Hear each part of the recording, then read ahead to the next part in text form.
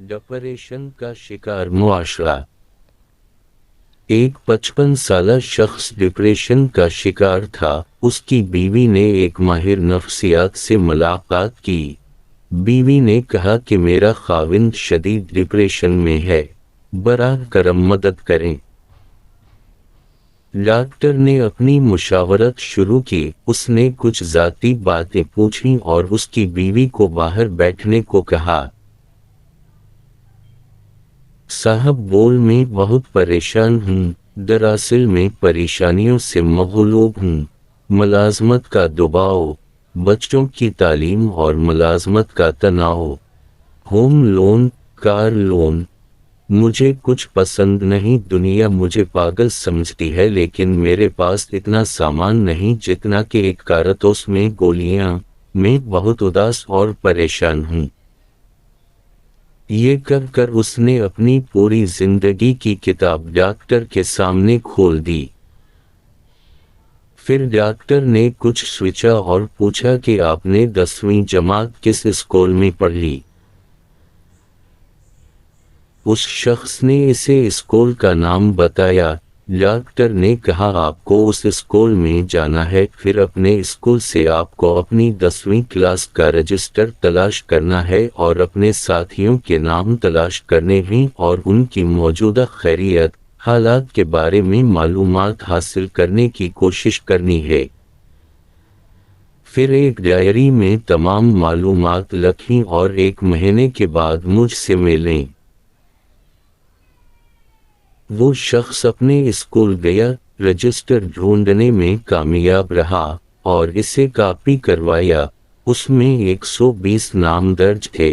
اس نے 1 مہینے میں دن رات کوشش کی، لیکن وہ بمشکل 75 ہم جماعتوں کے بارے میں ہی معلومات جمع کرنے میں کامیاب رہا۔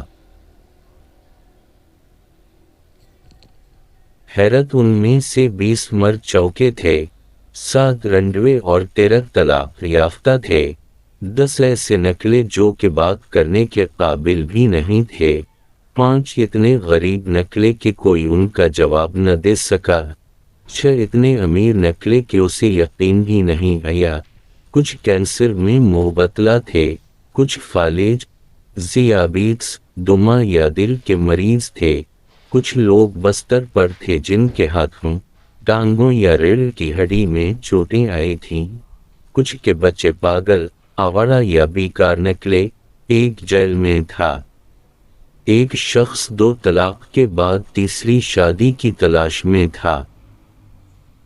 ایک ماہ کے اندر 10ویں جماعت کا رجسٹر اذیت بیان کر رہا تھا۔ ڈاکٹر نے پوچھا اب بتاؤ تمہارا ڈپریشن کیسا ہے؟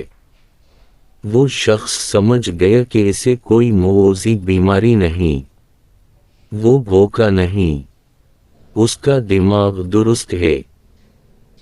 اسے عدالت، پولیس، وکلا کا کوئی مسئلہ نہیں، اسے کم سے کم عدالتوں کے چکر نہیں لگانے پڑ رہے۔ اس کی بیوی اور بچے بہت اچھے اور صحت مند ہیں، وہ خود بھی صحت مند ہے۔ اس شخص کو احساس ہوا کہ واقعی دنیا میں بہت زیادہ دکھ ہیں اور وہ بہت سے اذیت ناک دکھوں سے محفوظ ہے۔ غور طلب بات، اپنی سوچ کو وسعت دیں، جو نعمتیں آپ کے پاس ہیں بہترین ہیں۔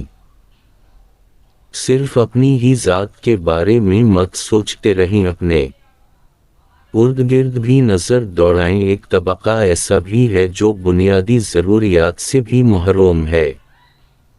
اصل میں آپ کی خواہشات ہی آپ کی پریشانیاں ہیں۔ آپ خواہشات پوری نہ ہونے پر پریشان ہیں، لوگ ضروریات کے لیے ترس رہے ہیں۔ آپ کو شکوہ ہے کہ مجھے ویک اینڈ پر آؤٹنگ نہیں کروائی گئی، اور بہت سے لوگ ایسے ہیں کہ 3 دن سے ان کے گھر چولہا نہیں جلا۔ آپ کو شکایت ہے کہ مجھے برینڈ سوٹ نہیں لے کر دیا، لیکن بہت سی خواتین ایسی ہیں جنہیں سال بعد عید پر بھی نیا جوڑا نہیں ملتا۔ آپ پریشان ہیں کہ بچے کی پہلی پوزیشن نہیں آئی، بعد سے خواتین کے بچے غربت کے باعث اسکول ہی نہیں جا سکتے۔ آپ کو فکر لاحق ہے کہ میاں کم کماتے ہیں مگر کچھ خواتین کے شوہر اللہ عز و جل کو پیارے ہو چکے ہیں اور وہ اکیلی ہی اللہ عز و جل کے سہارے مشکلات سے زندگی گزار رہی ہیں۔ آپ کو ٹینشن ہے کہ میرا گھر بڑا نہیں ہے لیکن بہت سے لوگ کرائے کے مکان میں رہتے ہیں۔ آپ کو فکر ہے کہ میرے پاس جمع پونجی کچھ نہیں، بینک بیلنس نہیں، بہت سے لوگ ہیں جن کے پاس اگلے وقت کا کھانا نہیں۔ آپ پریشان ہیں کہ کام ختم ہی نہیں ہوتے، بہت سی ایسی خواتین ہیں جو بیمار ہیں، دوسروں کی محتاج ہیں۔ اللہ عز و جل نے آپ کو صحت اور ہمت دی ہے، کسی کا محتاج نہیں بنایا۔ صرف دنیا ہی کو مدنظر نہ رکھیں، اپنی آخرت کی بھی فکر کریں، اپنی آخرت کا بھی سوچیں، شکر کریں، صبر سے کام لیں، جو اس دنیا میں نہیں ملا وہ آخرت میں ضرور بالضرور مل جائے گا انشاءاللہ عز و جل۔ اگر یہ شکر اور صبر زندگی میں نہیں آیا تو یقین کیجئے زندگی سے خوشی اور سکون بھی ختم ہو جائے گا۔ فیصلہ آپ کا اپنا۔ دوسروں کی پلیٹوں میں جھانکنے کی عادت چھوڑیں، اپنی پلیٹ کا کھانا پیار سے لیں، دوسروں کے ساتھ اپنا موازنہ نہ کریں اور ہر حال میں اللہ عز و جل کا شکر ادا کرتے رہیں۔ اور پھر بھی اگر آپ کو لگتا ہے کہ آپ ڈپریشن میں ہیں تو آپ کو بھی اپنے اسکول جانا چاہیے اور 10ویں جماعت کا رجسٹر لے آنا چاہیے۔